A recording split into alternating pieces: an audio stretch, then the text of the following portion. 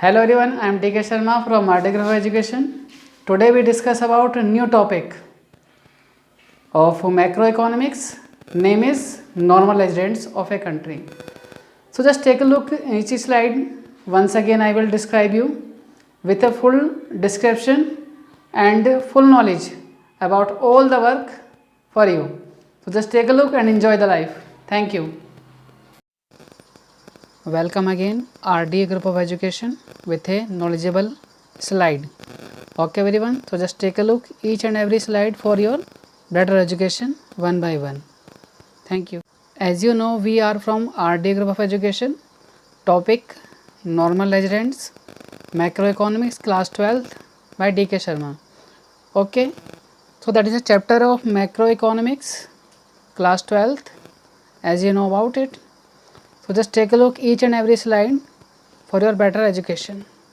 So the first slide is normal residents. Normal resident of a country. A normal resident is defined as a person or an institution who ordinarily resides in a country for a period of at least 1 year or more and whose center of economic interest lies in that country. Normal agent का मतलब होता है साधारण निवासी.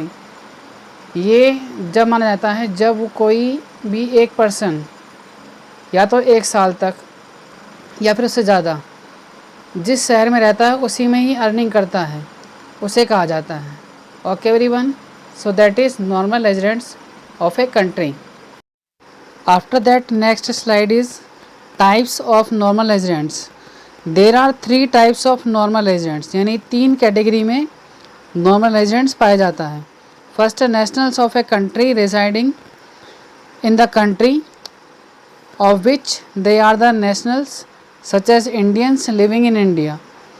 And second, nationals of a country living temporarily abroad for less than 1 year but the center of economic interest lies in the country of which they are the nationals such as Indians living temporarily in the foreign countries. And third, foreigners living in a country for more than 1 year. यानी पहले में तो ये बताया गया है जो भारतीय भारत में ही रहते हैं और अर्निंग करते हैं उसी देश में रहकर, उसे कहा जाता है.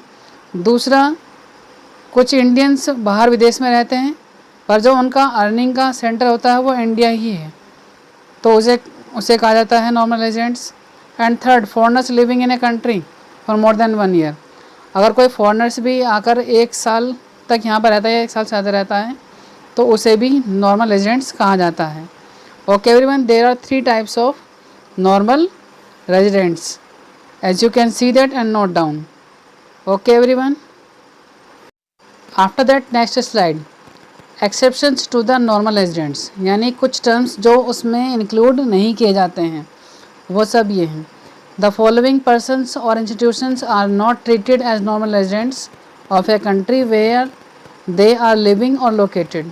कुछ टर्म्स ऐसी होती हैं जो नॉर्मल रेजिडेंट्स को देश में रहने के लिए लागू नहीं होती हैं, जिसमें फर्स्ट है foreign staff of embassies and consultants and members of foreign armed forces located in the country. Second, foreign visitors or tourists visiting the country for higher studies, medical treatment, sports etc. They are the residents of their respective countries. अपनी country से belong करते हैं, सिर्फ यहाँ अपने treatment के लिए या स्पोर्ट्स के लिए आते हैं. International organization such as World Bank, WHO, IMF etc. They fall under international areas. The crew members of foreign ships and aircrafts, यानी ये सब जो हैं नॉर्मल रेजिडेंट्स में इंक्लूड नहीं किए जाते हैं, क्योंकि पहले में बताया गया है कि चाहे तो वो सिर्फ कुछ समय के लिए ही रखे जाते हैं, इसलिए उन्हें इसमें इंक्लूड नहीं किया जाता.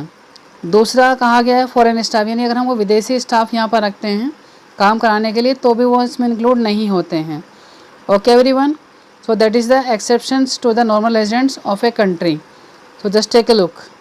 After that next slide, net factor income from abroad, यानी वो इनकम जो हम विदेश से कमाते हैं. It is the difference between the factor income receive from abroad by the normal residents of the country for rendering factor service and the income paid for the factor service rendered by the non residents with the domestic tertiary of a country, यानी वो income होती है जो हम विदेश से कमाते हैं, उसे कहा जाता है। इसका फॉर्मूला है NFIA equal to FIFA minus FITA, यानी factor income from abroad minus factor income to abroad, यानी पेमेंट करने के बाद जो हमें रिसीव होता है नेट, उसे कहा जाता है NFIA। वेयर आपको नीचे बता दिया नाम पूरा, फीफा यानी factor income from abroad and FITA factor income to abroad, so that is the NFIA in short. Okay everyone, just take a look. After that next slide, components of NFIA, यानी NFIA में कौन कौन से component होते हैं। There are three main components of NFIA which are as follows. First is net compensation of employees, यानी कितना compensation employees को मिला है उसे mention करते हैं। Net income from property and entrepreneurship, यानी प्रॉपर्टी से या फर्म को जितना भी इनकम रिसीव हुआ है नेट, वो मेंशन करते हैं। थर्ड है नेट रिटेन्ड अर्निंग्स, यानी जिसमें वो अच्छा खासा पैसा इनकम करती है। रिटेन अर्निंग यानी जो उनका बचा हुआ बैलेंस है, प्रॉफिट है, वो सबको इंक्लूड करता है उसके अंदर। So that is the component of NFIA, जिसमें आपको 3 टर्म्स बताई गई हैं। Okay everyone, so just take a look and note down in your notebook. After that next slide, depreciation and net indirect tax, ये आपके 2 टॉपिक हैं important.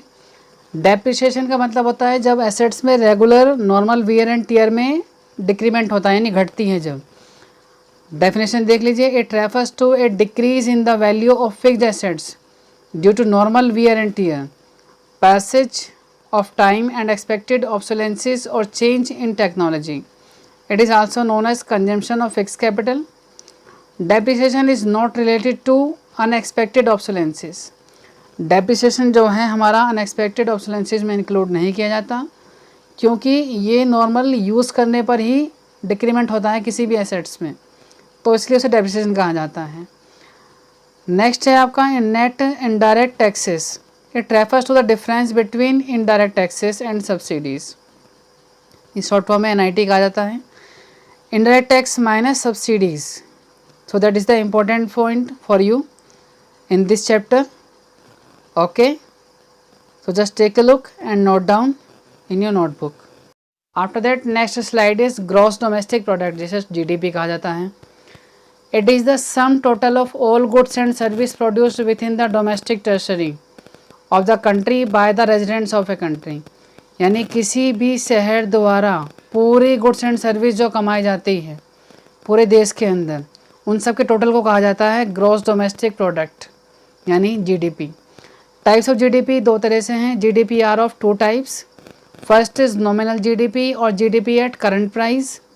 It refers to the production of goods and service valued at current price, यानी इसके अंदर जो valuation होता है, production होता है गुड्स एंड सर्विस का, वो करंट प्राइस पर होता है। नेक्स्ट है आपका रियल GDP और GDP at constant price. It refers to the production of goods and service valued at constant price, यानी स्थिर प्राइस कहते हैं जिसे, यानी प्रीवियस प्राइस के अकॉर्डिंग ही हम इसे डिसाइड करते हैं, तो इसे कांस्टेंट प्राइस कहा जाता है। Okay everyone, so just take a look. After that next slide for you, GDP and welfare. It is not a measure of welfare due to the reasons stated below. First is composition of GDP, inflation और rise, non monetary exchange, distribution of GDP और externalities. So that is some points for GDP and welfare, who treat to not a measure of welfare, जो कि इसमें बताया जा रहे हैं कि आपके थ्रू इसे मेजर नहीं किया जा सकता, क्योंकि ये वेलफेयर नहीं है। किसके लिए? GDP के लिए। Okay everyone, so just take a look. After that next slide for you, which is better, normal GDP और रियल GDP, यानी इन दोनों में कौन सा बेहतर है। Nominal GDP can increase even without an increase in the physical output as it is affected by change in price also. However real GDP is affected by change in the physical output only as price are kept fixed और constant. Real GDP is a better measure to compare the changes in the physical output of goods and service over different years. Real GDP is often used to compare the economic performance of different countries, and therefore real GDP is better than nominal GDP as it truly reflects the growth of the economy. पहले point में बताया गया है कि आप बिना किसी increase के डिक्रीज़ के चेक नहीं कर सकते कि उसमें प्राइस में कितना फ़र्क हुआ है, जिससे कि आपकी रियल जीडीपी अफेक्ट करती है मेनली फिज़िकल आउटपुट को और उसके प्राइस को, तो वो चाहे फिक्स हो या कांस्टेंट हो, पे आपको पता होना चाहिए। Real GDP is better measure to compare the change in physical output. ये बेटर है क्यों? क्योंकि ये physical output of goods service को डिफरेंट ईयर्स के बेस पर देखती है। Okay everyone, and therefore real GDP is better than nominal GDP. इसी वजह से कहा गया है रियल जीडीपी बेटर है किससे? नॉमिनल जीडीपी से, जो कि ट्रूली इफेक्ट करती है growth of the economy. Okay everyone, after that next slide for you, GDP deflator. GDP deflator measure the average level of price of all the goods and service that makes up GDP, यानी जिससे GDP को better किया जाता है उससे कहा जाता है GDP deflator, जो कि किस पे काम करता है? एवरेज पे काम करता है। It is used to eliminate the effect of price changes and to determine the real change in physical output. ये आपके पूरे इफेक्ट को दिखाता है, प्राइस में चेंजेस किस वजह से हुआ, और डिटरमाइन करता है फिजिकल आउटपुट को किसके अंदर? जो भी आपके रियल जीडीपी में हुआ है। GDP deflator equal to nominal GDP upon real GDP multiply 100, ये इसका फॉर्मूला होता है जिससे आप जीडीपी डिफ्लेटर को कैलकुलेट कर सकते हैं। ओके एवरीवन, मैं फिर दोबारा से आपको रिपीट करता हूँ, जीडीपी डिफ्लेटर जो है एवरेज पर वर्क करता है, जिससे गुड्स एंड सर्विस को बेटरमेंट मिलता है और जीडीपी अप हो जाती है। Okay everyone, so thank you, just take a look. Thank you so much for watching this video. So if you like it then please like and subscribe for better education. Thank you, I am DK Sharma from RD Group of Education. Okay, thank you so much.